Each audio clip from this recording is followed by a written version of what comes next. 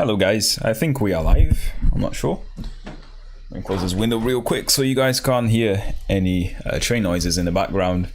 I'm gonna wait for the YouTube confirmation here, and once I can see that I'm online, we're gonna start talking. But in the meantime, let me open everything. There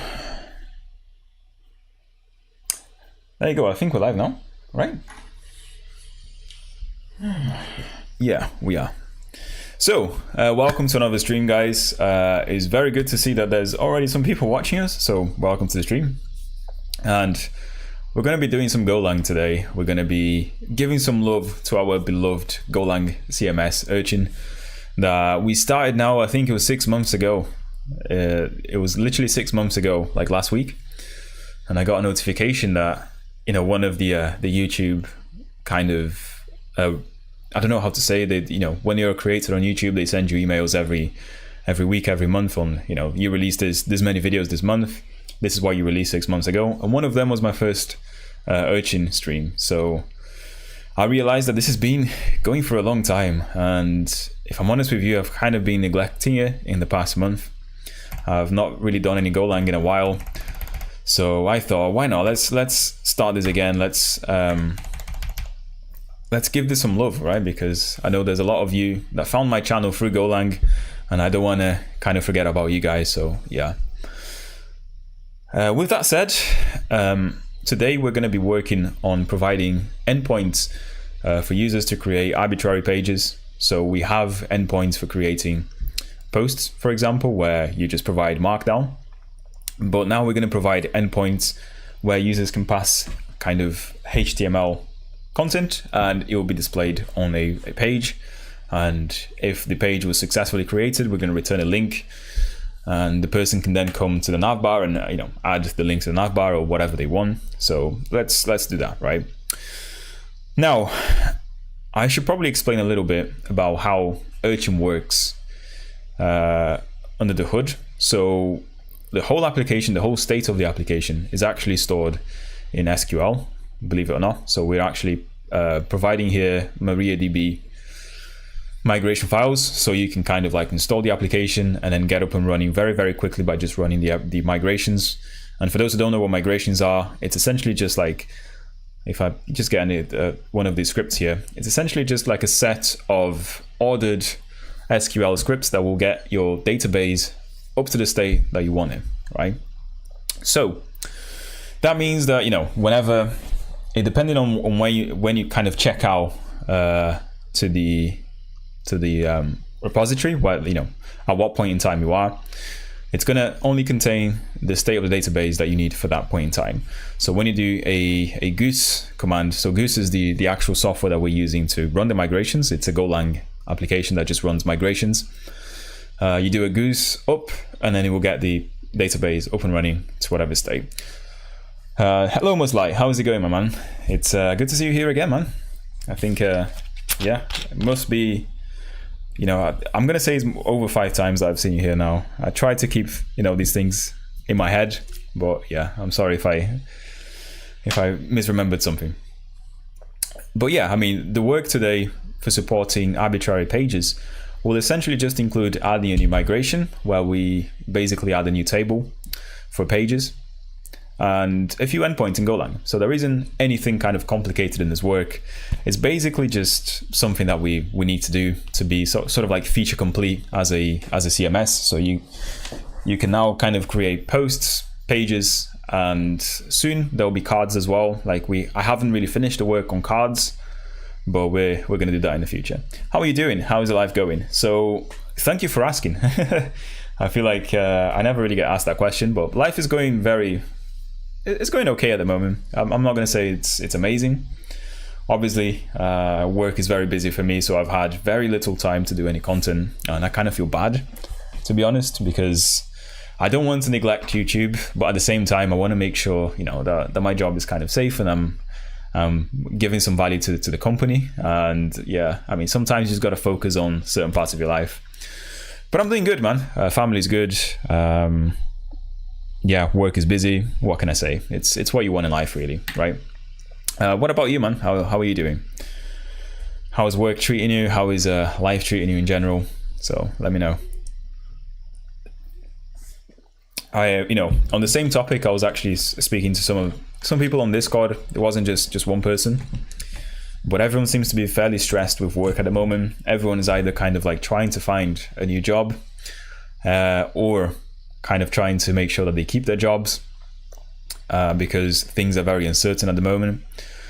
I do believe that we're going through sort of like a silent recession where, the numbers don't say it's a recession, but, if you're trying to find a new job in today's day and age, especially, at the end of 2023, beginning of 2024, up to now, it's very difficult. So I do understand that, and I want to, pour my heart out to you guys. You're not alone in this. So, if there's anything I can do to help you, if there's anything like my people here, my viewers can do to help you, just let us know.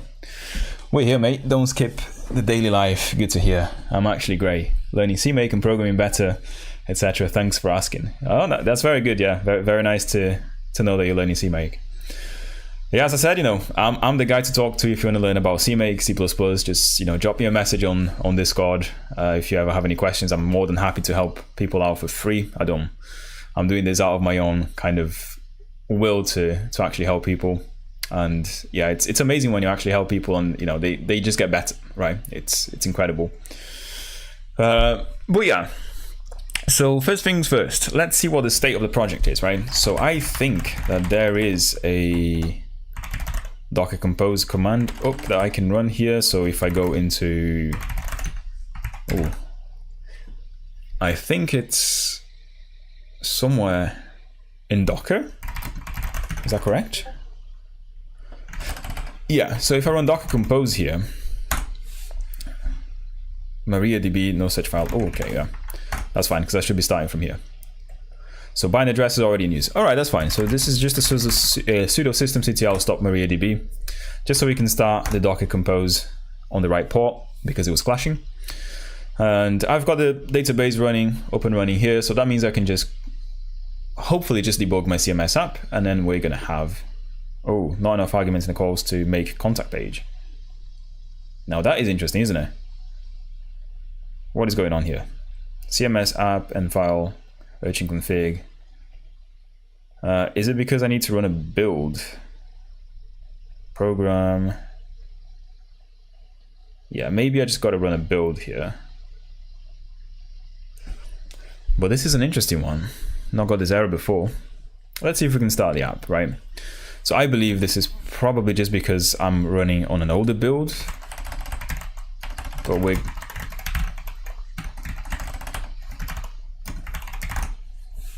we'll find that out right now. But yeah,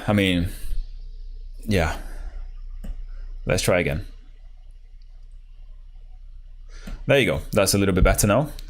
Yeah, I was just running on a different build for a different branch, so obviously things didn't actually start properly. And this is what Urchin looks like. It's nothing too fancy. We've got, as I said, we've got the posts up and running, so you can add posts as you wish here. You can also, I guess there's a contact page, which we kind of finished off in the last stream. I think we actually supported Google's reCAPTCHA. So in the latest state, we should have reCAPTCHA running. I don't know why it's not here, but it should be. I'm not sure why it's not here. I need support for reCAPTCHA. Yeah, so that should be up and running. And it all really gets kind of activated through the config, right? So the nav bar is the config for the nav bar here. We should also have the config for reCAPTCHA somewhere. And I'm not sure why it's not here. Let's find that out, shall we? So reCAPTCHA. If I can spell reCAPTCHA in TOML files. Maybe not. Did I pull this? That's a good question. Did I actually pull this? Ah, there you go. I hadn't actually pulled it. That explains everything. So if I do a make build again.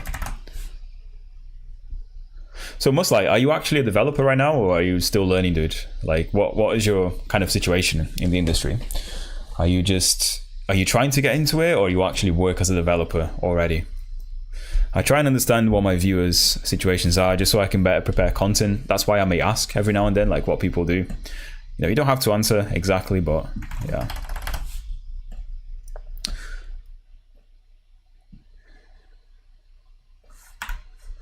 Okay, so now hopefully what I was trying to show is reCAPTCHA. Yeah, there you go. reCAPTCHA is not enabled in this case because we don't have the site key, but it's up and running there. So if I had a valid site key for reCAPTCHA, things would work.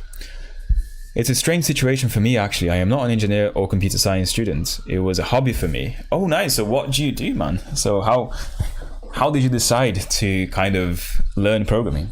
Is it because you saw people doing it on YouTube? Is it because you have a friend who kind of recommended it? I would like to know. I love it when people who aren't kind of like computer scientists or engineers in the traditional way kind of switch to the industry, because you know that takes like a lot of willpower, right? To basically just switch your life entirely from what you were doing to a different industry. And what is good about programming in general is that you can kind of learn everything online. So it's an amazing choice if you're just trying to kind of like improve yourself, improve your salary in most cases, right? It's something that, you know, anyone can kind of do. But the important if here is like you have to do it very consistently. And this is what I tell everyone who tries to get into this industry is that, you know, yes, you can learn everything online. There are boot camps you can kind of access, you can kind of like pay for a boot camp.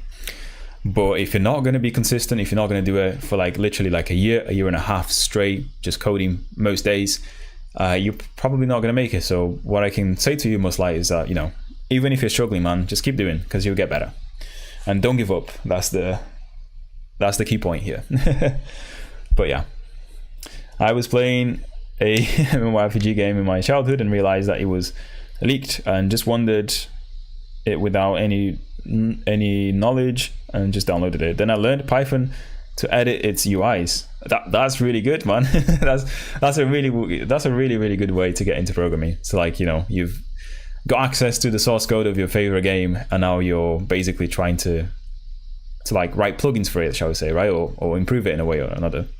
And C++, for the rest, trying to be better at C++ now. Yeah, C++ is a good choice because C++ has many of the kind of programming foundations that will be helpful in any other language. So, you know, if you learn your memory management, fine.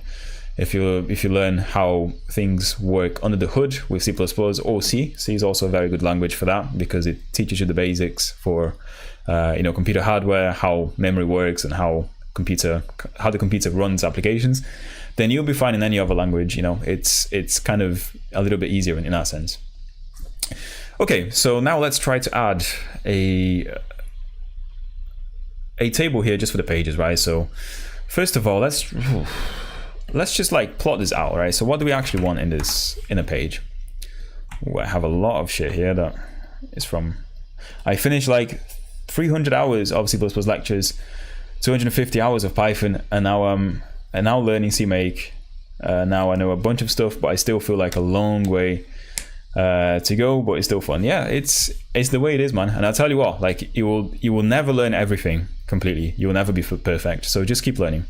Even myself, like I've been working with C++ for the good part of a decade now. So since kind of university, and there's still like so much stuff I don't know. There's still so much stuff that I see people doing that I just, you know, it baffles me. Like, oh, I didn't know how to do that, and I didn't know C++, you know, there was a way to do this thing or that thing. But yeah. So what do you actually want in a page? So let's say this is a page here. This is my page for my website, so the Urchin page. Now the user has to be able to provide the HTML for the entire thing, right? I guess. So I am wondering, like, is this just a table that's going to hold some HTML? Because now, if you think about it, the whole application is actually developed using this very nice templating language called Temple, which is a Golang templating sort of like framework. And if I find that in the view somewhere, I'll be able to show you guys. It's in views here. So if we look at for example, we have post temple here. This is the code, or this is the Golang, shall I say Golang code, because this is pretty much Golang anyway, that will be kind of meta-programming the pages, right? So every time you open the link to a post, temple will then kind of create a HTML page based on the inputs it gets. So for example, the title gets replaced at the very title of my page, or it should do anyway. I can see that it's not in here somewhere, so it should really be, I guess, in here. So we have title, and that was a little bug that we already fixed. We have the content itself of the page, which is all being put through as a paragraph here, I guess. And again, I think this is also a little bug, because this should really be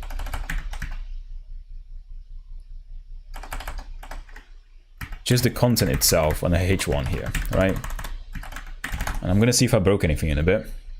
And you can see the make navbar is then kind of created on its own, separately on a different template thing. It's called the header. And we basically just create the navbar, so the nav element with an ordered list here. It's so impressive to see people like you knows more than 2 programming languages. Keep up the content, man. I could say you inspire me to learn. Thanks for that. Oh, it's a pleasure to hear that people actually find myself inspiring. I just in my point of view, I just kind of do things I enjoy. That's why I kind of know a little bit about everything. But you'll be in the same position in a few years, man. So as long as you keep doing it, you'll be learning 2-3 different languages in like 3 years. So don't worry about that. You will get there eventually. Just make sure that you know the basics very, very well before you move on to other things. That's what I can say here. The rest, experience comes with time, right? So the more time you do things, the more you know. Yeah, so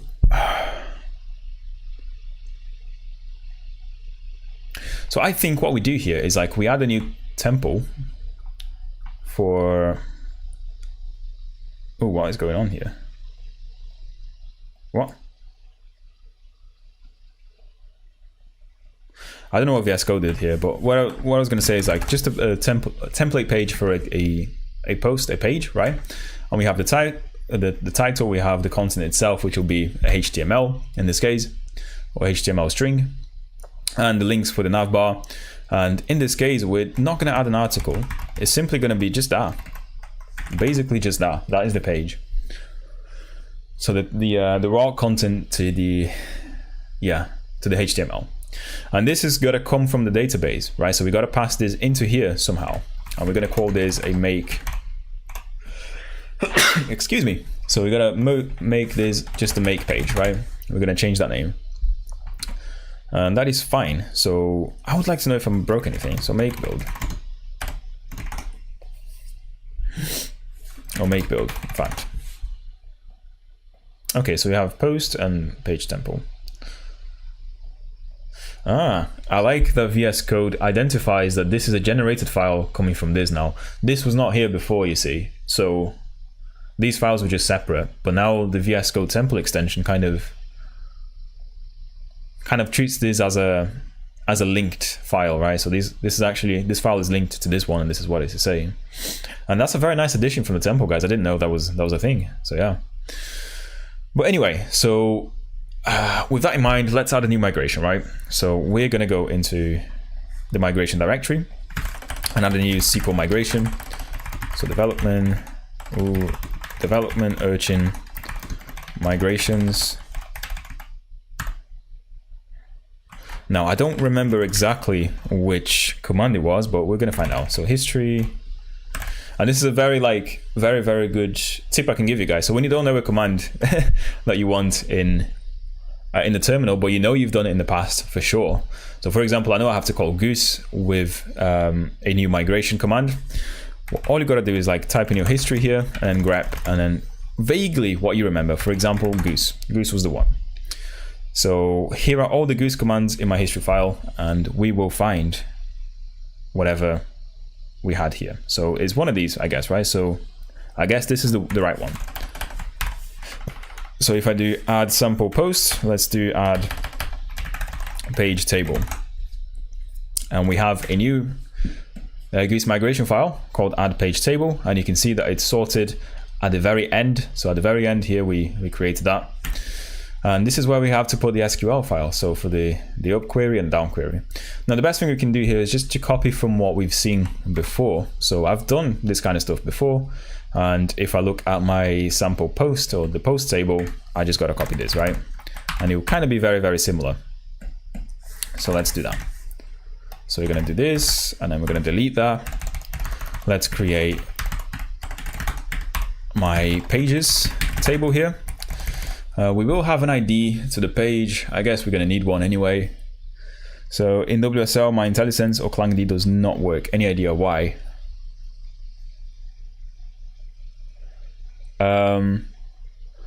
That's probably because the CMake integration didn't work correctly. So my question to you would be, did you actually manage to integrate your project CMake to VS Code?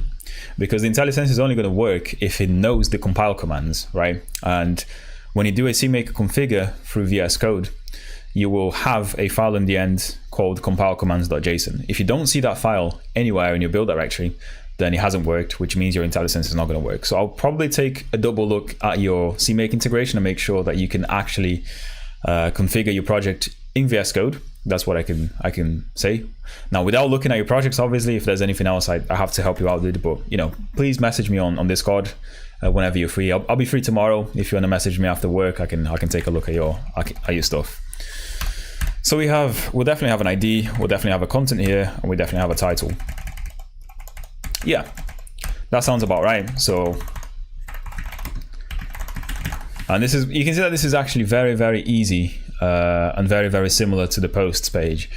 The only difference is that the content in this case here is a HTML file. It's a HTML. It's a HTML string. That's all. In the posts, the content for us was a markdown string, right? So that's the main difference.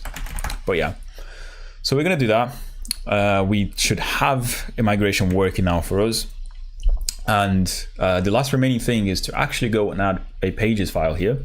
So again, I'm going to just add a pages file, so page.go. And this is going to contain all the endpoints for our pages, for getting the pages out of the database. And that's what we're going to have, right? And obviously by symmetry, we got to be able to add those pages somehow. And this is where the admin app comes in. We're going to have a file here called pages as well, so pages.go. And this is where all the endpoints for the, adding the pages and modifying pages and stuff will go into. So, and quite similar to the post stuff, I'm just going to copy and paste and see what we can kind of salvage out of this, or salvage out of this. That's the wrong word. So yeah. So I want to go into the admin one, right? Admin. There you go. And I'm just going to post it here. Now, I would definitely not need any of these things. So we have a get post handler. Likewise, we're going to have a get page handler here, where we can kind of retrieve the page, right, through the JSON or some sort of like JSON file. And we're going to have the post handler. Let's add a few comments here. So this is the endpoint to add a new page, right? And I believe it has to be, yeah, comments. Like, one of the things that I'm not sure if I like or hate about Golang is that the doc strings have to be a particular kind of, they have to be in a particular kind of format. So for example, you always have to start with the function name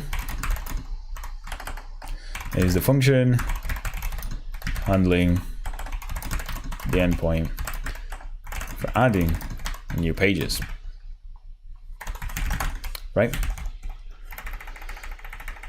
And of course, this is the wrong one. So this is post page handler. And we're going to select that and we're going to paste it here.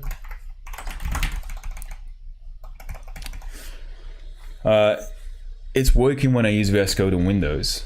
Yeah, so I would probably say it's all right. So maybe you don't have the correct compiler selected there. So if you do this, for example, so if you type select a kit when you do Control-Shift-P on a CMake project, see if you can select the compiler and see if it finds the right compiler. So for example, you should have Clang installed in your machine. So you should select the Clang compiler there. So that's probably what's happening there, dude. Yeah, so I'm going to remove this, or just kind of comment it out, because we're going to definitely use this. Of course, we're going to have to add a few functions on the database stuff itself. So for example, I know for sure that I am going to add a add page thing here, which is going to have the title as a string. We're also going to have the content as a string, right? And we're going to return an error from this. Maybe an integer, right? Yeah, because we also want to return the ID for the page. Hello, Carlos Gomez. That is a name I've not heard in perhaps like a couple of months now. So how is it going, my man? ¿Cómo estás, mi amigo? No Doxygen for Golang. I'm not sure if Doxygen works for Golang, but Go has its own kind of like Doxygen built into the language. So, you know, in theory, you don't really need it. Golang already generates the documentation files for you already. So, yeah. Tell me more, Carlos. How is your job going, man? So you started a new job. I want to know how that's going, my man. Are you still enjoying it? Are you learning more? Have you learned everything that you had to learn? Now you're looking for a new job. How is it going? Right, so because of this, if we actually try and build things now with Go, you can see here that we have a few red lines. Oh, post page handler. I'm just going to comment all this stuff out because we don't really need it for now. We don't really need that, and we don't really need whatever's in here. Maybe we just delete this one. Let's just work with the admin app for now. And the database will have broken because I have inherently broken the interface, or broken the implementations of my database interfaces, because I added a new function to the database interface, right? So my actual concrete database implementation has to have that function now. And if I take a look at this one here, so make SQL connection, that returns me an SQL database. So this is all done for the purposes of testing. That's why I'm using a kind of dependency injection way to do things here with the database, so I can mock it out later. But it just means that I have to kind of add a new function here on my database. That's very easy, which will be kind of here, right? So we just add this. So we take the title, excerpt string. And for the sake of making things very, very quickly, I'm just going to copy and paste whatever I had in add post. And that will be it, right? That is going to be it. Very easy. Obviously, my SQL string will change. So for example, I need to have pages here, and I'm going to add content and title. We don't have excerpt. And we're simply just going to add those two values and remove the excerpt here. And I think that's it. That's the add page endpoint done for us, which is fairly good. It's been crazy, to be honest. I had a bad month. I was fired, really, dude. Some of the higher ups fought for me, and I was rehired the very next day. Man, that sounds crazy. That sounds crazier than the tech industry right now. Hi, keep up the good work. I like this kind of live streaming. I am recently using HTML for SSR. Do you use something for client scripting or everything on server side? So, hello Essie, welcome to the stream. Carlos, I'll get back to you in a second, man, because that's a very, very crazy message, dude. But yeah, Essie, welcome to the stream. And for the client scripting side, I use is just kind of HTML, HTMX, and yeah, CSS, a very, very simple kind of CSS framework called Simple CSS. But saying that, I am going to be adding some Tailwind stuff in the near future. So I'm just trying to find someone, and if any of you guys in the chat actually know Tailwind, let me know. I'm trying to find someone who knows Tailwind to kind of work together on urging and making the whole UI a little bit more pleasant, a little bit more, client-side rendering, if it makes sense. But yeah. Going back to you, Carlos. Yeah, dude, so you were fired, and then rehired. That's crazy. Like that is crazy. So it must be really good, man, if the higher ups fought for you. So, you know, kudos to you. But at the same time, man, you know, you can see that you should probably find a company that will pay you more in the future and is a little bit safer, right? That's what I'll be doing. I grinded out last month and I got to top 5 salespeople for the month. That's amazing, man. Well done. Congratulations. Oh yeah, it was much better now. Thanks, Muslai. I hope it's better now. Yeah, I do hope it's better for you as well, Carlos. I mean, you seem like a good person, man. You seem like, you know, your shit. So I hope you're very successful in your role. That's what I can say. Yeah, so we actually need to call this function from the pages, the add page endpoint, which is this one here, right? So let's actually remove or uncomment this line here. So we have the add post request. We're going to change this. So admin request, right? Let's create a new struct for the page, right? So type add page request. And this is what we're going to get from the user, right? So this is what the user is going to be sending into the endpoint for us. And we're going to use Golang to deserialize or to unmarshal the whole thing into memory here for us. That's what we're going to do. And that's why we need the struct, just to keep things a little bit more readable. So we have JSON here, and that'll be title. Oh, what am I doing? So this is a struct in the first place. And then we have title, string, and we have JSON, title. And then we also have the content, which is a string, and JSON content. Now, can I format this? Format document. There are multiple formatters for Go. Let's check it out. Let's go for this one. Yeah. Beautiful. So we have formatting for us now. I like the high risk, high reward of sales. I just hate that I haven't done any programming in the last 2 to 3 months. Yeah, man, you know, don't worry about it. I mean, as long as you still want to do it, and whenever you find that bit of time, that weekend where you have nothing to do, man, you know, just get back into it. You know, you've got the knowledge right here in your head. So when you get back into it, man, it's not going to be difficult. So, but yeah, sales, high risk, high reward. That's the way to describe it in a very, very, very short sentence.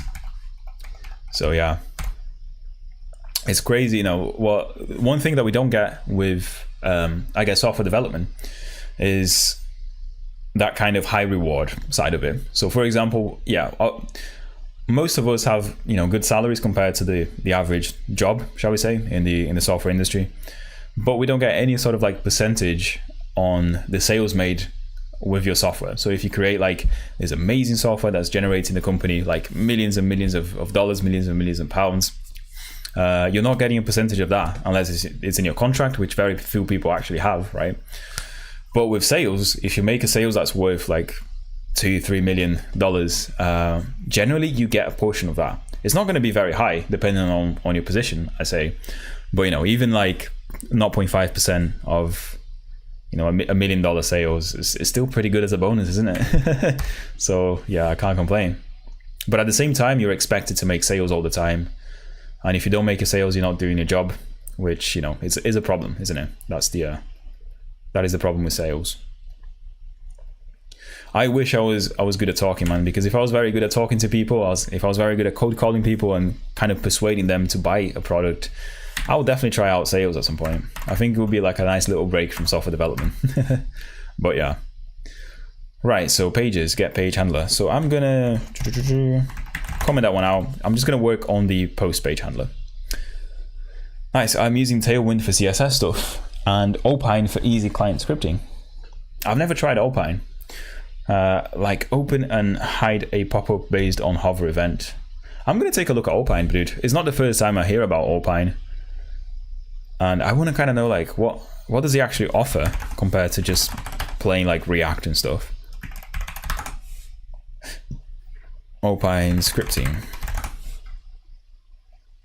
Alpine JS. So it is a JS framework. I didn't know that. So what does it actually do? Your new lightweight JavaScript framework. Let's get started. Is there a let's see the building a counter one. Let's see how this one works.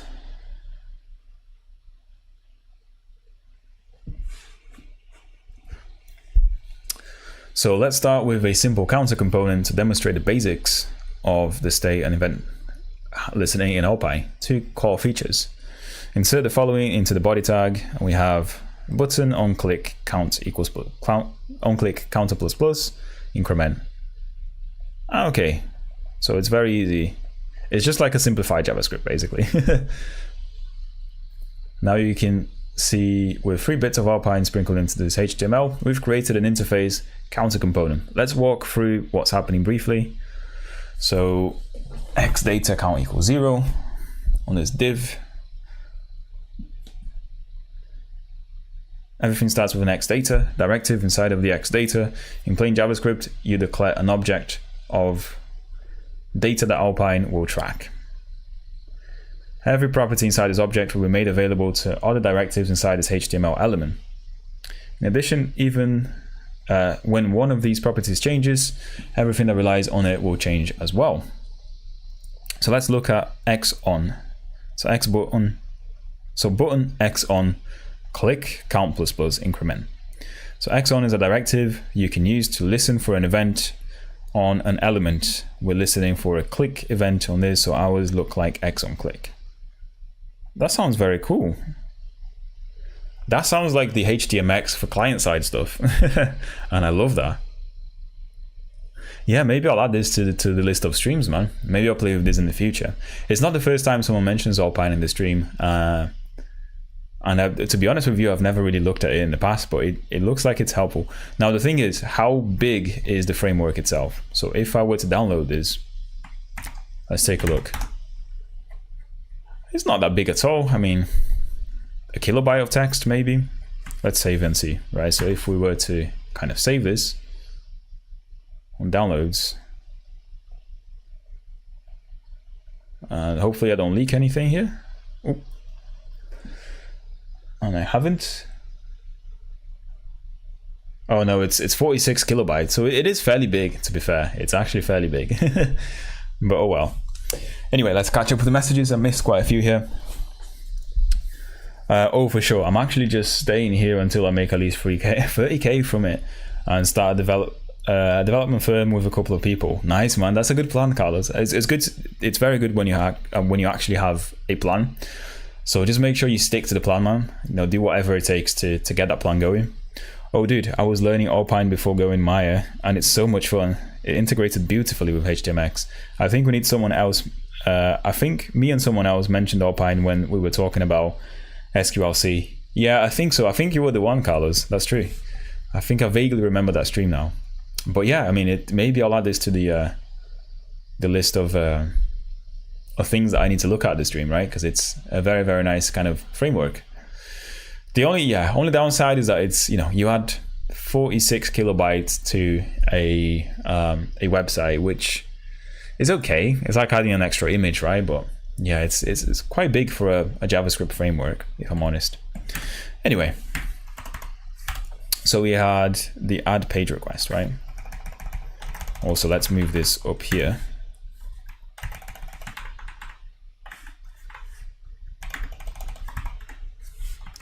Let's add that up there. And let's go back to where I was. So add page request. So if the body isn't nil, we're gonna status by the request. What are we doing here? Post page handler. No, so if the body is nil, if there's no body, we send this stuff, no body received. And then we're gonna decode the request. So this should really be called add page request. And if the error,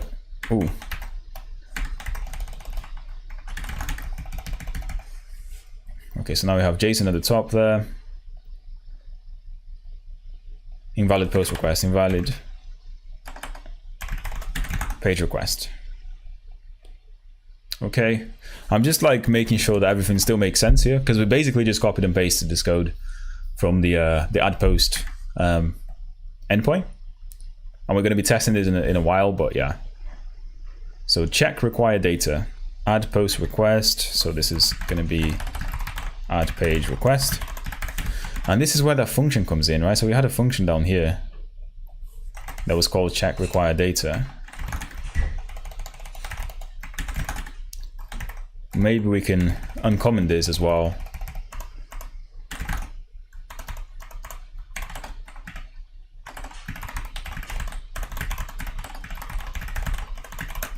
Oh, add page request. Now, am I doing camel case here everywhere? I'm not. Now, what do you guys prefer, camel case or do you prefer snake case? That's the question, right? Type 1 in the chat for camel case and 2 for for snake case. Which one is best? I personally prefer snake case. It just makes things a bit more readable and less cluttered, in my opinion. But you know, that's just me. 2. So snake case. Yeah, snake case just wins, doesn't it? Add page request. And what do we actually need? So string stream space title. This was changed to add page request here. Missing required title. We don't need the excerpt anymore, but we do need the content. Snake case feels cleaner to me. Yeah, I agree 100%. Like, it's easier for you to read something that has a separator in it between words than it is, in my opinion, to just do something like this, right? My brain is working too hard to figure out where each word stops and begins. But yeah. Check page data.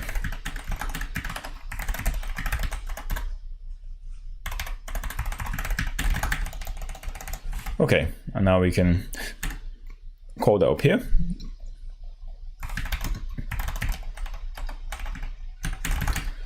I will say that I'm using a mixture in this case here. Well, this is mainly because Golang kind of uses the what's it called, camel case for like for functions and stuff. I've misspelled this, I realized. Check required page data. Okay, so we've renamed that. Why is this not working?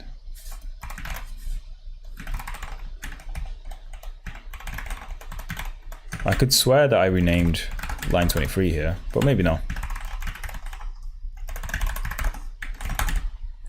Now it's renamed. And at the very end of it, once we have like all the information that we need, we're just gonna uncomment this. And this is gonna be add page, right? Title and the content. You should get an ID back.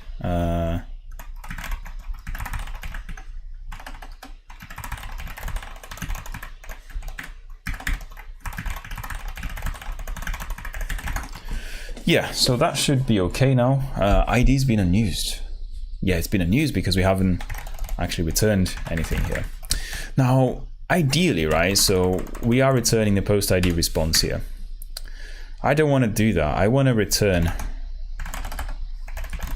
a link to it as well, because, you know, it doesn't really matter whether or not the user has an ID for the page, because what they really want to do is like they want to put the link to the page somewhere in the navbar, for example, right? So it's useful if we actually return the link to the page, right? That's what we're gonna do.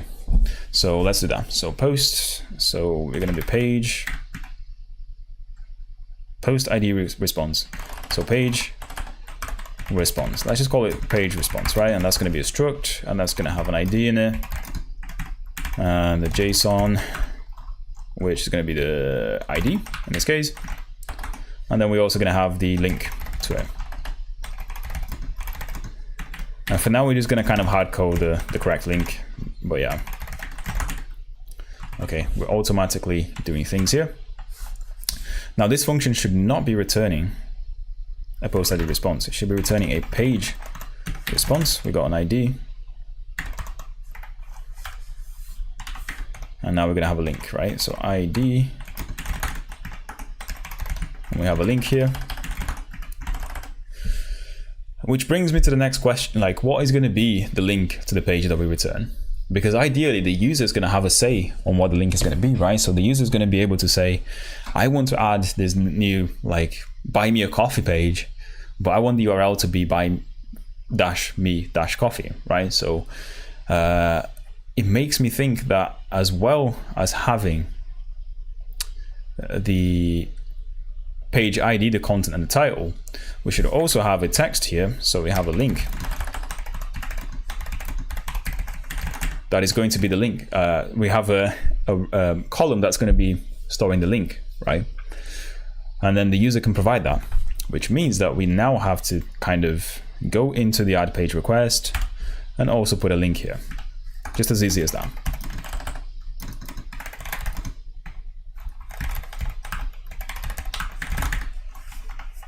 And things will inherently break somewhere.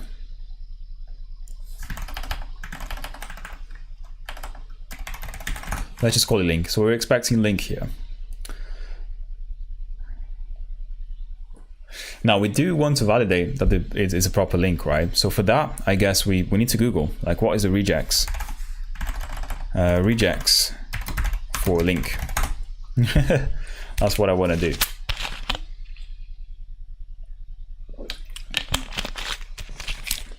Because we're going to be using some regex to make sure that the user doesn't put something like, something like this that's clearly, an invalid link as a link, right?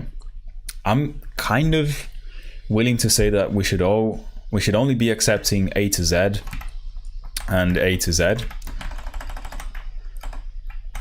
and then 09, something like that, right? That'll be the regex, and if it doesn't match that, we can reject the string, right? So let's do that. Let's do exactly that. So this is obviously going to be in our string here, so somewhere. So we have if strings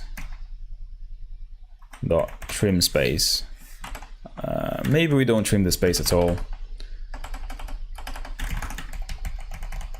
I'm not sure why we're trimming the space in these things anyway. I guess the title doesn't, it does make sense to trim the title from the spaces at the start and at the end, but I'm not sure about the content and the link. I'll think about that later, but yeah, for now, let's just do something like, now, do I have regex anywhere? Do I have regex? Like, how do we do regex in Golang? Because I have no idea. Go by example is the way to go. So there is a header here. So there is a module called regex, and we do match string peach. So regex, we have to compile the regex.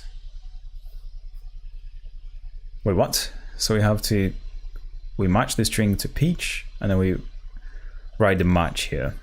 So I want to make sure that the whole link matches the A to Z stuff, right?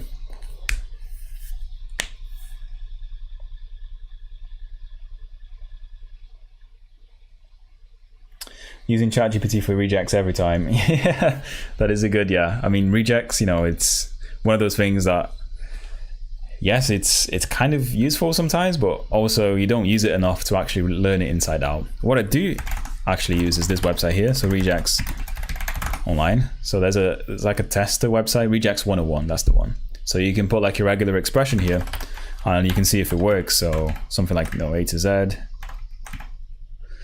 and then 0 to 9.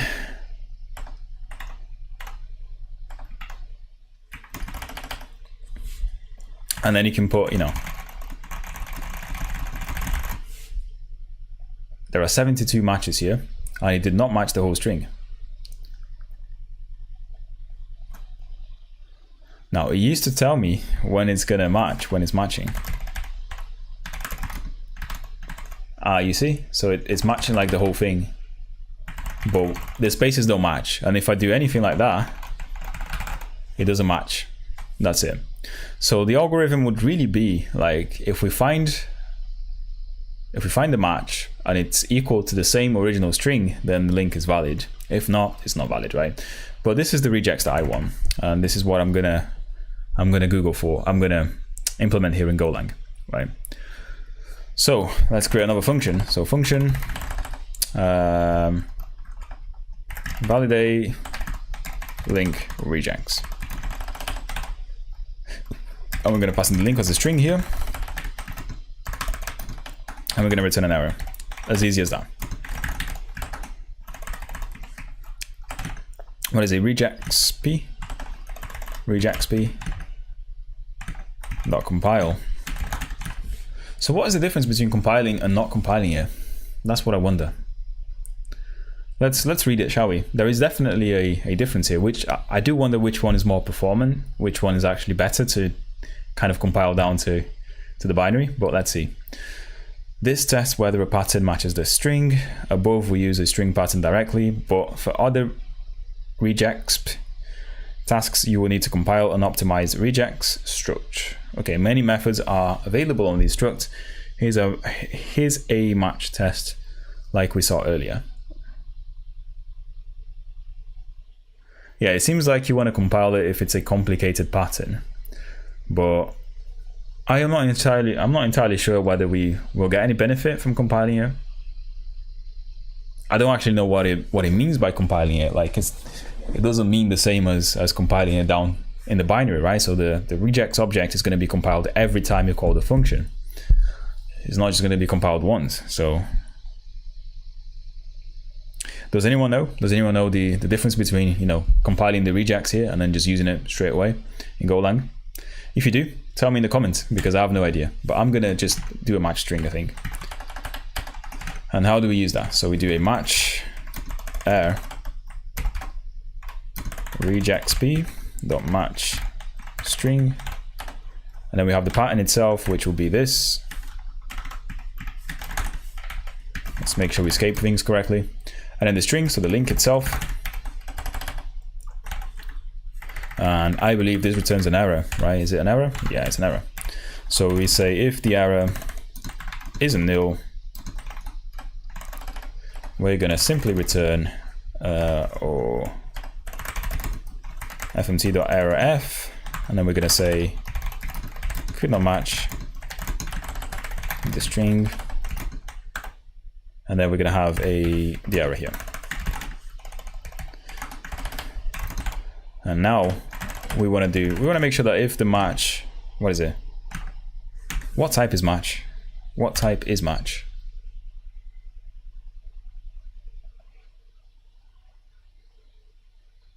So match string reports whether the string S contains any match. No, I want to match all. Is there a match all?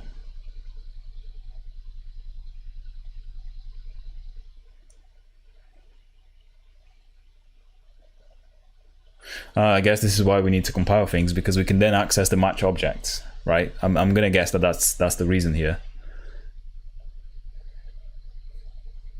Replace all string. Let's just look for all here. Let's see where the word all pops up. Replace all? No. Replace literal. Find all. Find all is the all version of find. It returns a slice of all successive matches of the expression. Is there really no match all? There's really nothing to match all.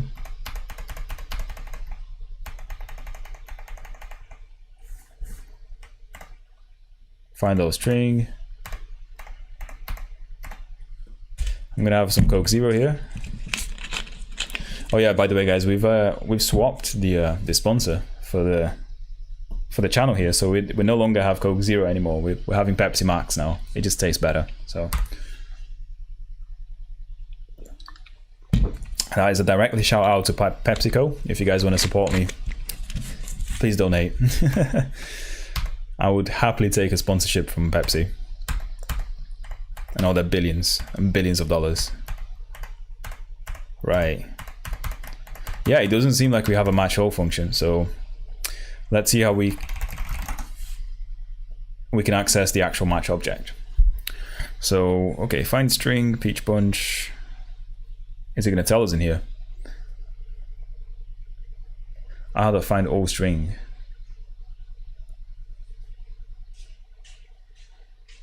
So what does this do? Find all string. Let's take a look. So find all string is the old version of regex find string. It returns a slice of all successive matches of the expression, as defined by the all description in the package comment. Can't read comment out. A return value of nil indicates no match, right? So what's the n here? I don't understand what the n is for.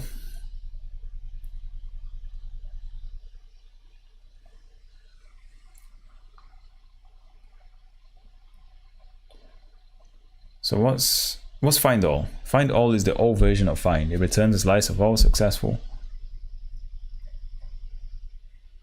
Okay, so find all string is the string version of find all, and there is a find function I assume here, right? So there's a find somewhere. Let's see. Or maybe not. Find all is the all version of find. And what is the find? Just tell me what the find does, please. Find, here. Find returns a slice holding the text of the leftmost match in B of the regular expression. A return value of nil indicates no match. So ideally,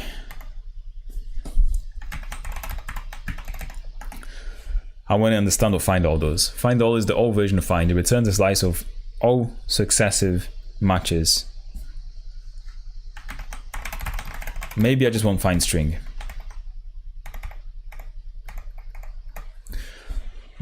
Because I guess the find all is actually going to return like all of the matches. Oh, I'm confused now. I'm very, very confused. Find string returns a string holding the text of the leftmost match in S of the regular expression. If there is no match, the return value is an empty string, but it will also be empty if the regular expression successfully matches an empty string. Okay, that's just more confusing. Let's just Google, right? Google is our friend here. So match all regex in Golang. That's all. Find all string matches with regex in Golang. That's not what I want. First, you do not need the regex delimiters. I guess I haven't even read the problem, so I don't know what this guy's looking for.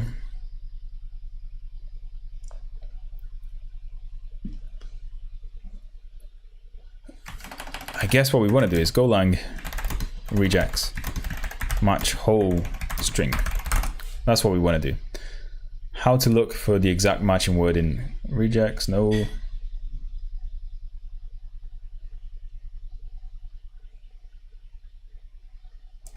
There you go. Match full string. Golang by example.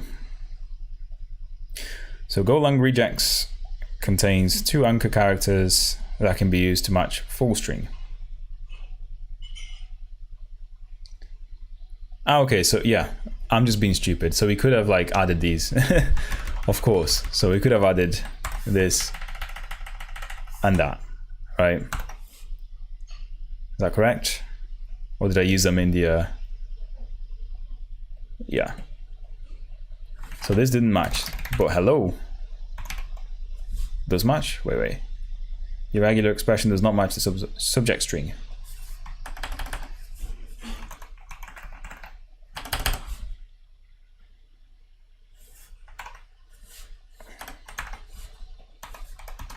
There you go, fixed. Oh gosh, yeah, that was difficult. So the answer was I just have to include the characters for start and end in the regular expression. You know, sometimes I do wonder why I hold a senior position in this industry, because I know nothing sometimes. Anyway, we are good to go now. So this is what we actually want.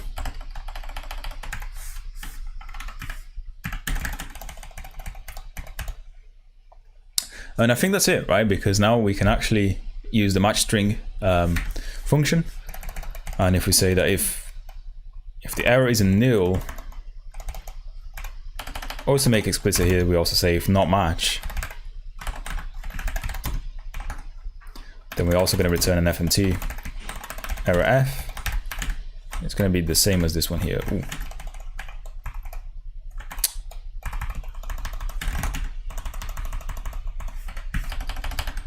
without an error there. Okay. So unexpected, validate, reject, expected, compile. What?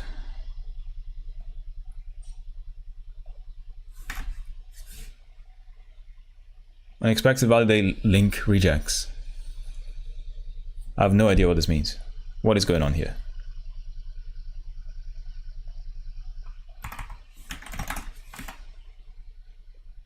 What? What does that mean with go statics check? Is it because it's been unused, but it's just giving me a different error? By the way, if you guys haven't done it yet, please like the video, and yeah, I mean, chat to me, guys. I'm here to answer questions. If you guys have any questions, please let me know in the comments. I'm happy to talk to you guys about coding stuff.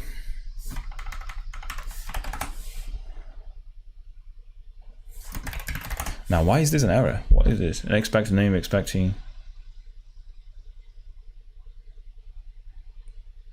This is a weird one, isn't it? Never seen this error before. I don't really know what it means, but we'll try and compile it. Oh, yeah. There you go. Is that why? That makes a bit more sense, doesn't it? Yeah.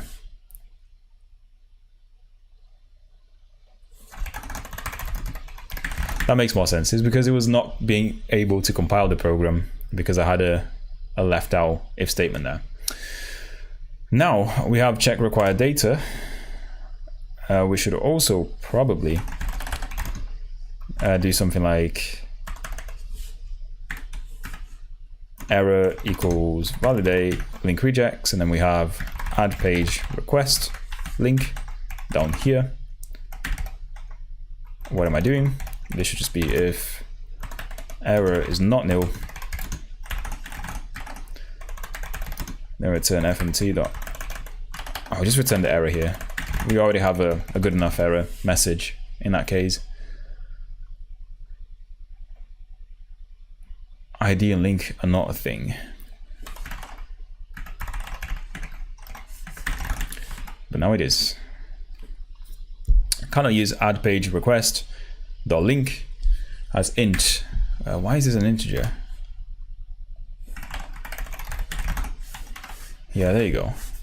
That makes sense. So now this is unused, so we just got to use it, right? So we've got the endpoint here for adding a post.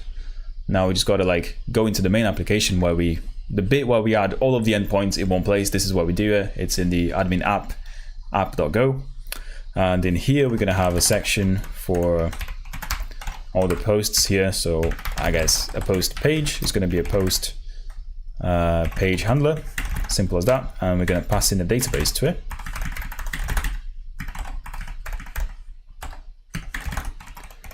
And in theory, this should already work, I'm guessing, right? So in theory, this should already work. Now, of course, this will only work if we have the migrations up and running. So in other words, can I run my migrations again?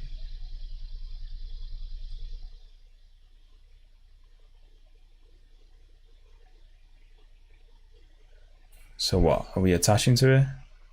Okay, so yeah, we're already running this. So we've got a shutdown there. Yeah. Yeah, I'm not sure if I'm running the migrations on the urchin stuff. So let's see, MariaDB. Yeah, so this literally just starts the MariaDB stuff. So I think what we need to do is we need to actually run the full-on application with Docker Compose.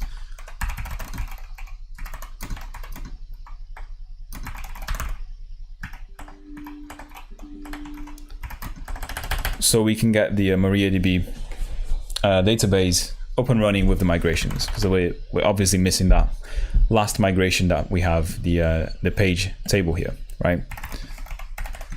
And let me just remind myself what it was actually called. So it's Docker Compose, yeah.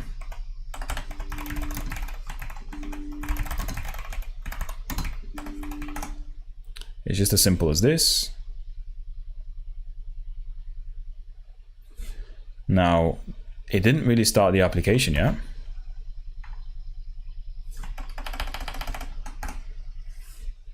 There you go. So MariaDB is one of them.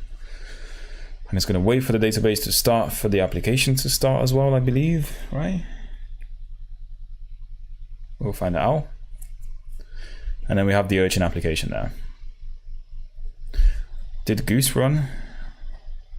So we've got air here.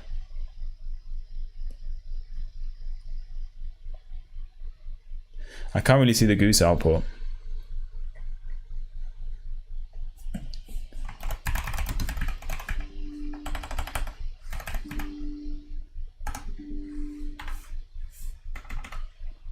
.3336, is it 3306 or 3336? I can't remember now. I'm trying to figure out whether or not the migration actually ran, because I can't really see the Goose thing here. Now is Urchin running though? That would be interesting. Yeah, so the web app is actually running. And we are serving things from the Docker Compose. Let's stop them. Yeah, so what? Now, a good question would be, what are we doing in the Docker Compose file? Oh. So what do we do when starting the actual application? So we run start admin app. So Urchin Docker start admin app, right? And where is that file? I don't know.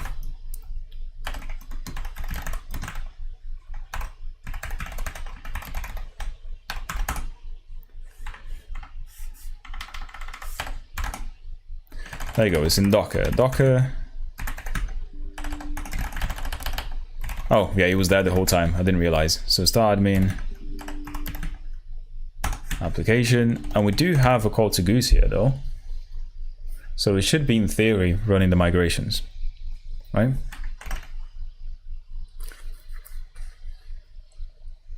Yeah, it should be in theory running the migrations.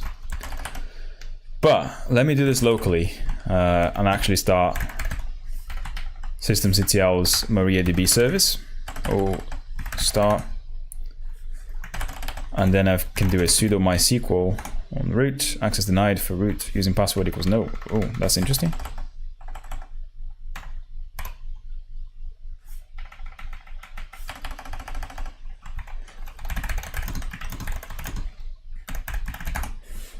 What's the actual command for accessing the yeah, that was right. That was correct. Oh, the password is root. Okay, yeah, that makes sense. So yeah, the password is different when running through the Docker Compose container, because the default password for that one is not root. There's no password on that one, I believe. But this one here,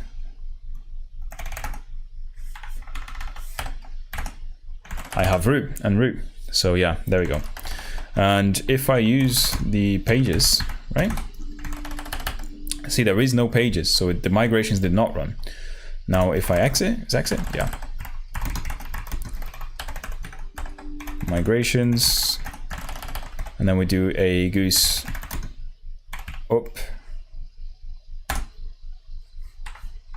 unknown database Urchin.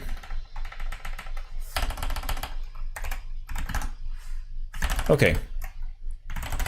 Now the migration did run, and it just looks like that, right? So that's basically what we are expecting from in the database. That's all. I'm just gonna make sure that we can actually use pages here.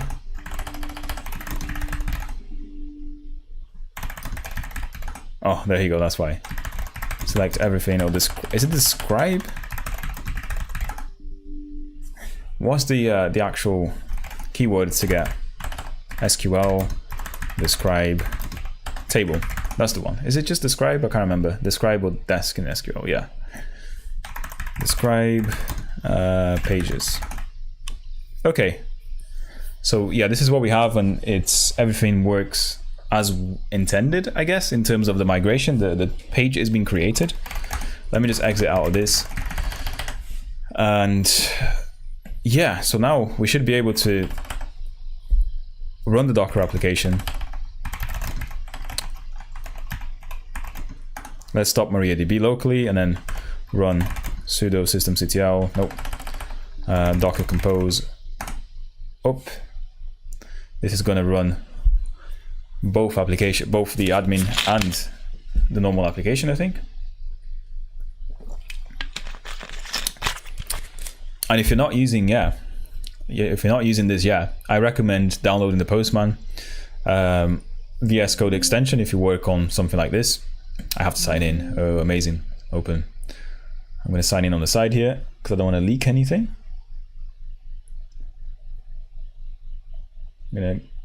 Sorry guys, just give me a minute. Just 1 second while I'm signing in. I'll be back in a minute, I promise.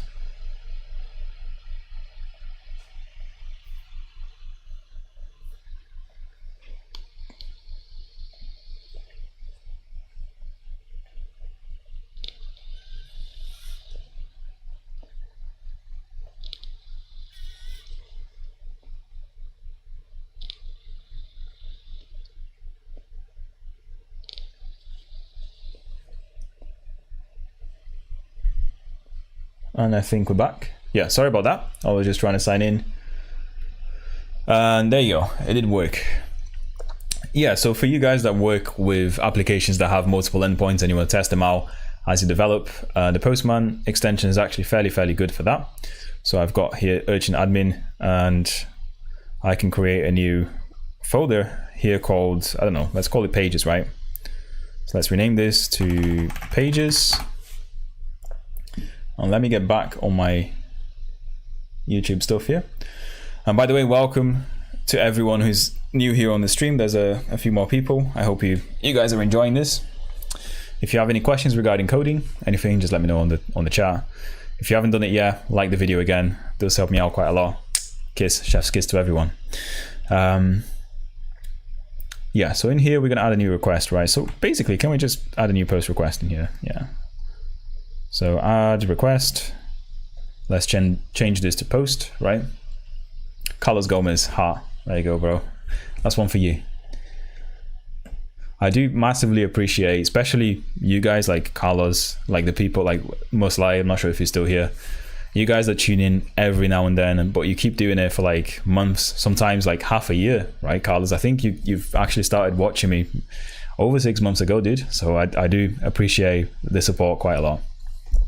These are, you guys are the people who make the channel grow, because yeah, you help me with the algorithm and you help me with the feedback and stuff.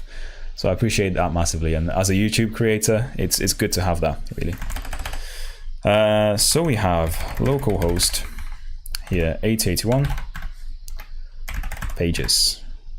Yeah, roughly 6 months. Yeah, I think it was, because you started watching us at the start of the Golang stuff, and that was 6 months ago. I was talking about this at the beginning of the video. It's now been 6 months since we've been doing Golang on the stream every now and then. So yeah, here's a drink to all of you Golangers out there, or Gophers, right? I think that's the correct word. Gopher is a person who does Golang. So we have that, and we want it to be a post request. Fine.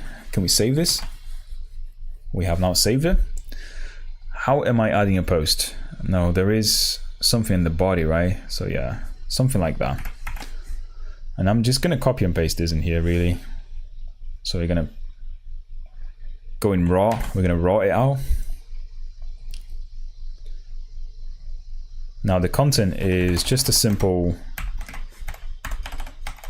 hello world here. And this should really be just a HTML thing. We don't have excerpt, we do have a link though.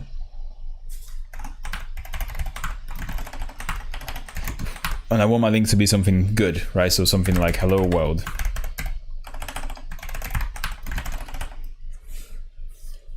Which is good. And what you guys may have noticed is that we don't yet have the get part of this, right? So when the user is accessing the page, we don't have an endpoint on the main application to actually get this this page. But we're going to sort that out in a second for sure. But anyway, so if I send this out, and am I running the application? I am. What happens here? Page not found. Beautiful. So we don't have admin app. We have posts, page here. Oh, it's just page. All right, yeah, we can change that. So back in the admin page, let's change it to pages, right? And I think we should be good now. Wow, Docker actually takes a long time to deinitialize the container.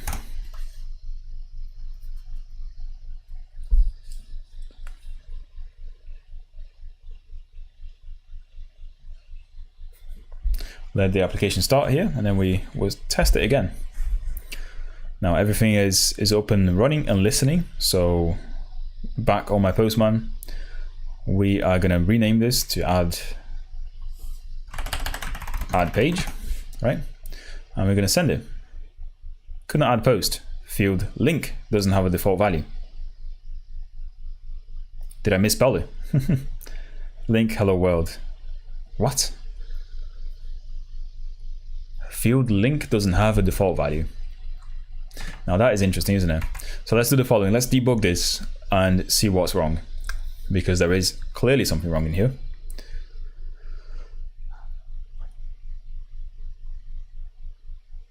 And for this, we're just going to Docker compose just the database MariaDB.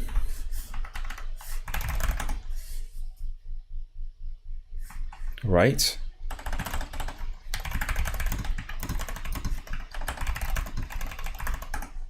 Docker compose.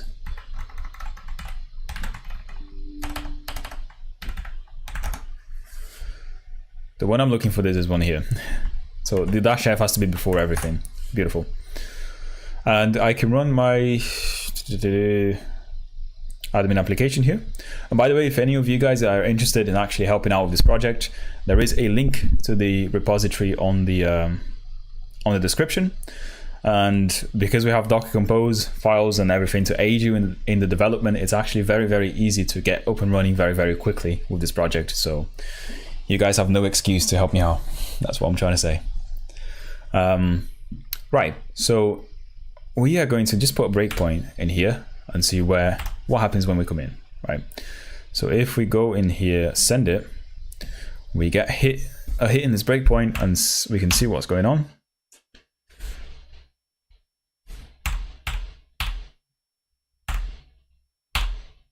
So check required page, this works, content works as well, and add code. Okay, so link is here, validate is there. So the error is nil in this case, return nil. The error is still nil in this case. Ah, it's on a database, isn't it? It's going to be on a database for sure. Yeah, see here. So add page should really take a link in here, which means that we've broken most things because we don't have the link coming here.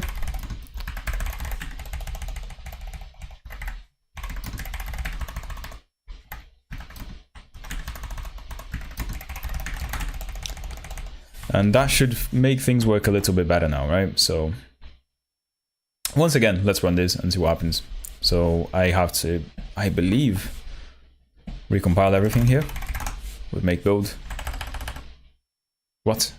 Cannot create a regular file. Permission denied. What? Add page table. What kind of permission do I have in my migrations file? So add page table. It's owned by me. Okay. You got no idea what is going on. So make build.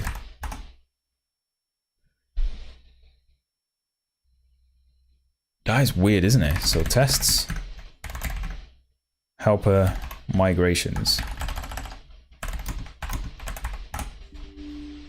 This is just for test files, I think.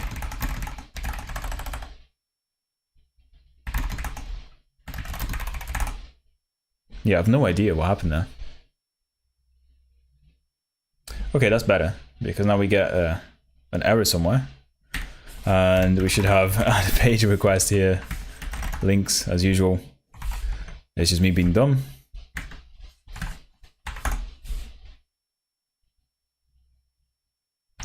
Am I probably missing a comment or something? I was. Okay, now it's built and we should be able to debug it again, back to square one. We still got the breakpoint that we want to analyze in there, so we should be able to just add the page again. I do wonder if my screen is getting a little bit bad. Sorry, my face is getting a little bit noisy because it's getting very dark in here. But it's still fine, it still looks fine. Let's send it, ship it, and let's see what happens. Okay, so this all works fine. Database. Error is still nil. Table urchin pages doesn't exist. Huh.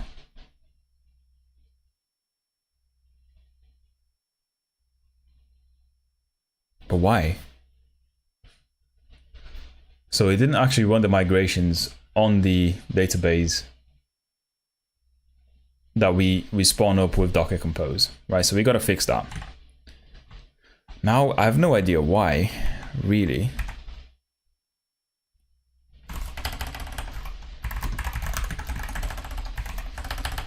And this is something that wasn't really done by me. I think Al was the one who created it. Al, again, is one of those viewers that have been here forever, and I appreciate him very, very much. But in here, we just create the container.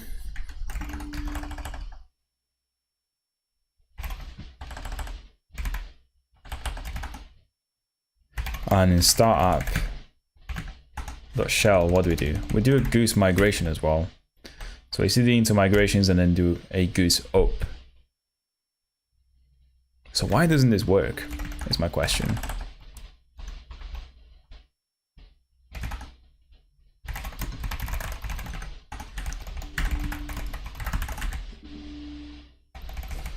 So we have urchin application here, which is the main application. And that runs start application, which should run a goose command, no doubt. And it depends on what? It depends on the service healthy for MariaDB. So it only really spawns up once MariaDB is running. And then we have the admin app, which again, similarly has a call to start admin app. So yeah.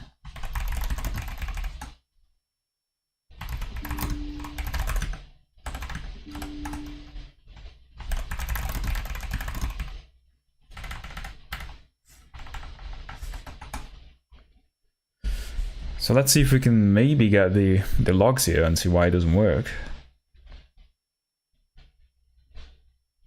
This is getting very repetitive and very, very annoying, isn't it? Right, so let's see this. So we have MariaDB started here. It says no migrations to run, and this is the version that we're on. So this is going to be important because we can see what we have there. So this is the version.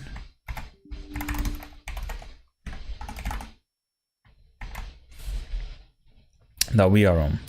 So 2024-07-0A, which is today, interestingly.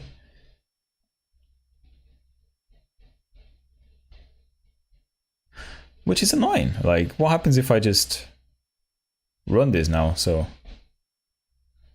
okay, so my local build is out of date. That is the point. But why is it out of date? That is what I want to know. Yeah, so the Docker Compose build is working fine. My assumption is that it was the other way around, but no, the Docker Compose is fine and my local build is not, so marvelous.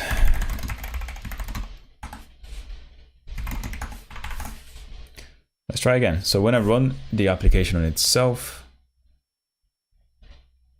I guess what I should do is like I should then bring up the migration, right? So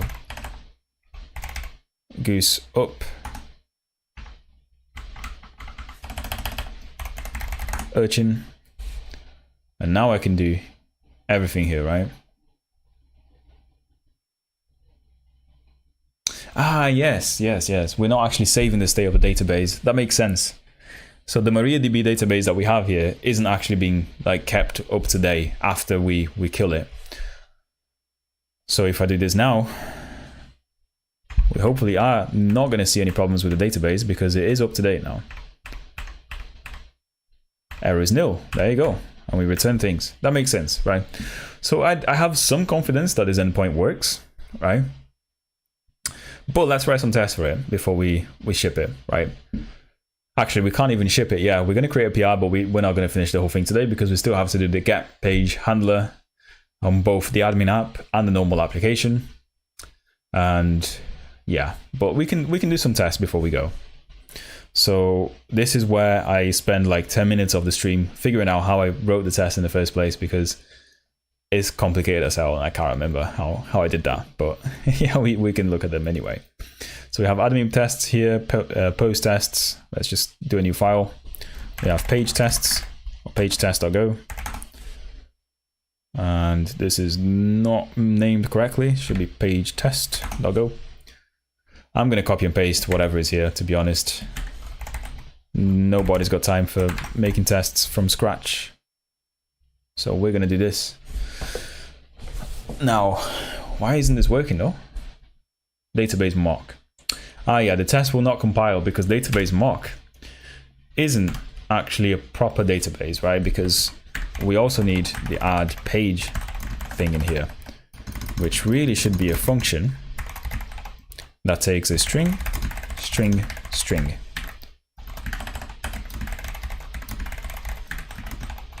And returns this. Now the test will compile, right? Right? Oh no. Can I use database mock as database.database value in argument to admin setup?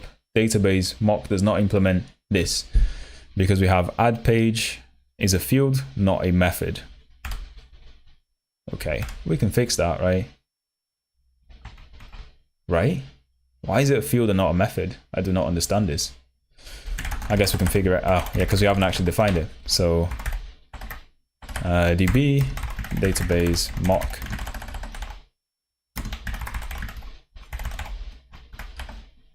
What was it called again? It was title. Was it title string? I can't remember now. I guess we'll take a look. So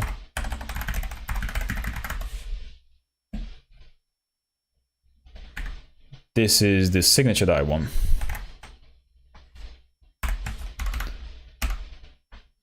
Yeah, so line 36, paste, delete, and replace with this. Oh, and remove that extra space. Okay, yeah, and we basically do nothing. So return db.delete post handler or add page. Title, content, and link.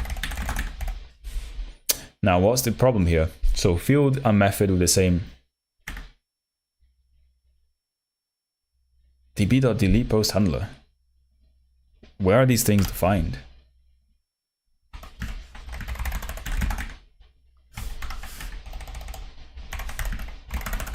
Whatever I'm doing here, there must be a reason. I don't know why I did this, to be honest, but yeah. No idea. But now nothing complains anymore. The only thing that's missing is the test go that doesn't have any actual like tests in it. But we can kind of copy and paste them in here, right? So this is in the endpoint tests, test post success. We're just going to keep this one and then do a few very basic tests, right? Let's remove the others. Ideally, if you're doing this properly and you're doing this for an interview or something like that, you probably want to write the test first and call it test-driven design or test-driven development, right? Because, you know, recruiters like to hear that. I'm not going to lie, no one really does that. People always write code first and then tests. Just because, you know, it's not that I don't agree with TDD. I do agree with it. I think it's good to think about the tests. But I don't agree with like writing your entire test before you actually write the application. And I'll tell you why, right?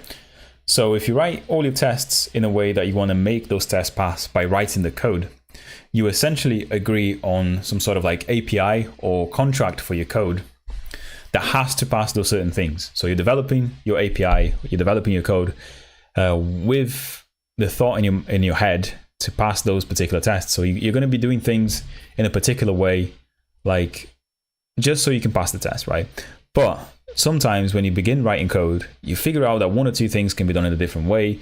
Maybe you don't need that function that will, I don't know, like store things in a certain way. You can store things more efficiently.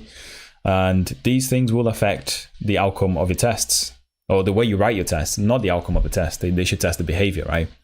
But what I do like to do is like I like to write a few comments on how I'm going to test my code and like what behavior I'm kind of testing. So for example, for adding the page handler here, right?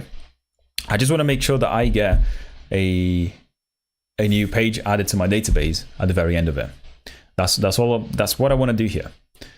And if I were to write a test at the beginning, I would have to kind of agree on the API and how the API should look like, which is not what I like to do. I like to do that at the very end. Like I like to write the code and then sort of like just write the tests with the behavior I want to test in mind, obviously, but I don't want to lock my API down or anything like that until the code is done. So let me know if that made sense. If it's just me rambling about TDD basically. It's good, but don't go too far into TDD. That's what I'm trying to say. But so what is this test going to be called? This is going to be test add page happy path, right? This is a happy path for the thing. So in here we have add page handler string, and then we're going to return a 0 and nil. So post data, so page data, that's what we're going to call it.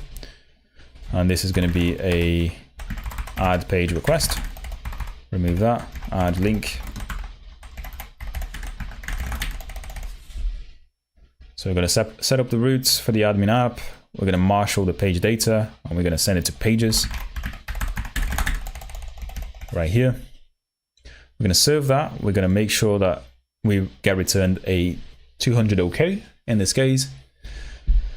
And okay, the response. Now this is the interesting bit because we don't have a page response. Yeah, we do have a page response. Page response down here, a marshal response recorder.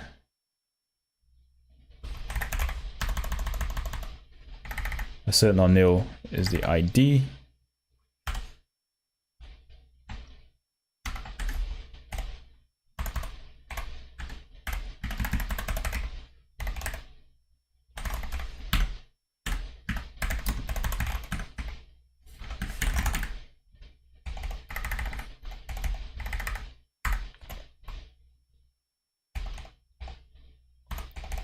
What is my response? Are they all strings? Oh, they're integers and strings, right? I don't know whether this is actually doing anything. Like, what is not nil actually doing? What is it actually asserting here? Not nil asserts that the specified object is not nil, which is fair enough, but yeah. And not empties that. What we should be doing here as well is like asserting equals, right? Equal? Yeah, t, and then I pass in my page data dot link is equals to response dot link. That's correct. And I have a whole test here just to make sure that this is actually caught somewhere. And if I now do make test, is it test or tests? Just test. Thing should work, right? Let me make sure that it does. Oh no, test post exists. Does not pass. Oh no, it's not that one that passes, but something else fails. So, chances are it's probably the test that I've just added here, but we will figure out. Now, one of the things I don't like with Golang is the output of tests. I find it very messy, especially because things seem to run in random order by default, which is weird. But what actually failed here? I can't see any fail strings. Test post exists, make file 0. What? It's definitely failing somewhere that I can't see.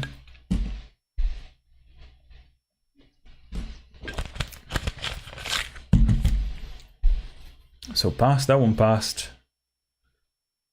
Running. I don't like the output of these tests. Easy fix, don't test. Yeah, Carlos, that's the answer to everything in life, you know. You don't like something, just don't worry about it. So pass. Wait, which test is actually failing here? What the hell?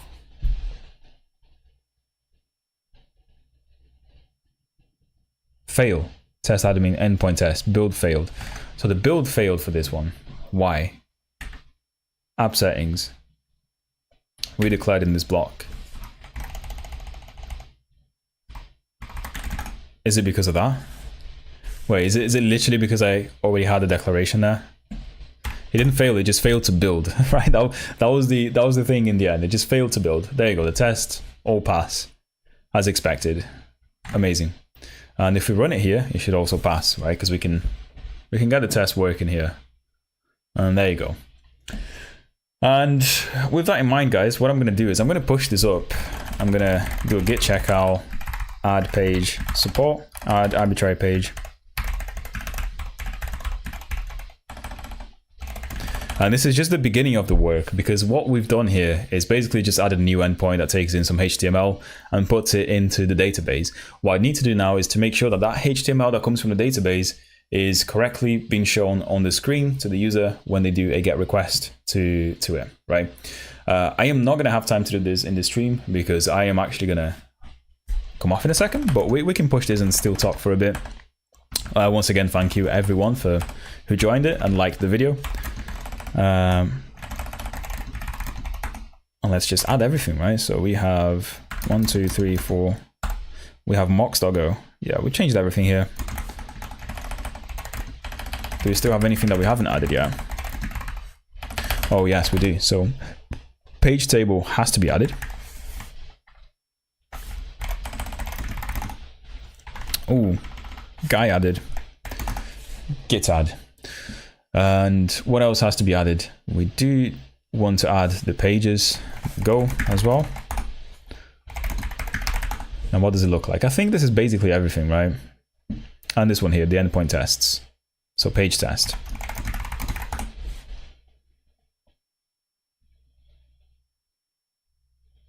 And the page sample as well. I mean, this is something we haven't really touched too much in this stream, like the tempo stuff, but we'll touch it next stream, right? We're going to continue to work on this for sure. And I think that's it.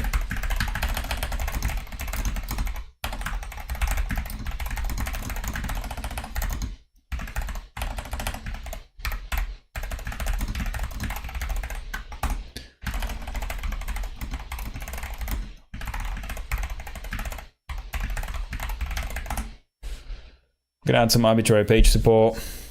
And with that in mind, again, for all of you that still haven't checked it out, please check out the GitHub page for this and give it a like. By the way, we reached 45 stars here on this project, which is amazing. It's probably the most I've ever had in the project, to be honest. But thank you all for like starring this. It's been a really, really cool project, which we're going to continue to do for like years and years probably. It's never going to be good enough. But yeah.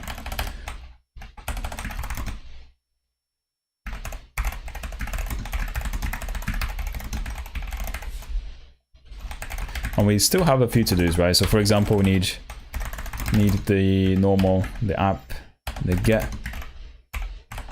page endpoints, and some more unit tests for this. Okay.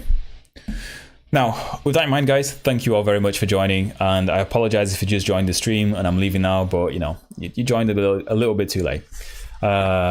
But yeah, thank you all very much, and I hope you guys have an amazing week. I'm going to try and do another stream towards the end of the week, but it really depends on how much time I have, because quite honestly, I've been quite busy recently, especially with work and everything else in life. Plus, Euros is on, so I've been watching football quite a lot. Unfortunately, I've been trying to keep on with like England, and also Copa America was on. I was trying to watch Brazil, but you know, watching Brazil is like watching your dog throw up is just a very, very bad decision. Something very, very sad to watch, really. But yeah, they're not good at football anymore, unfortunately. But yeah, anyway, I hope you guys have an amazing week, and I'll see you next time. Bye-bye. Thank you.